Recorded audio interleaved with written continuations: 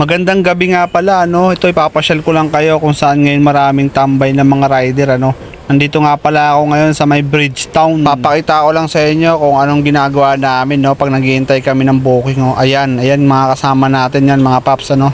Yan, sari-sari na yan sila. Nakikita nyo ba kung ano mas maraming tambay? Kayo na humusga, mga paps. Tignan nyo kung sino mas maraming tambay dyan. Kayo na bahala humusga sino mas maraming tambay dyan. Alam nyo guys, nakakatawa rito, no? Panay ikot ng gwardiya, panay tambay kami rito.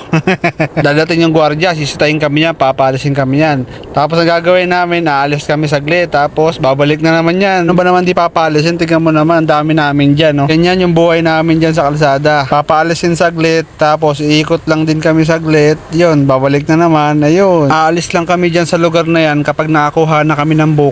Doon sigurado alis na kami nun. Pero napansin nyo ba mga paps, parang konti ng mga angkas biker ngayon natambay talaga, no? Nyo ba kung bakit? Kasi nga ang ganda na ng apps ng angkas. Busy na yung mga rider ni angkas. Kaya bihira ka makakita ng tambay na rider ni angkas, eh. Ando naghahapit ng incentive sigurado. Hinahapit yung mga gurami. Ang daming hapit sa gurami ngayon na angkas rider, sigurado yan. Ikaw ba naman may weekly incentive na hinahabol, eh. Kaya ang konti ng mga rider talaga ngayon na angkas na nakatambay. Masdan nyo guys kung sino mas maraming tambay. Ano sa tingin nyo mga paps?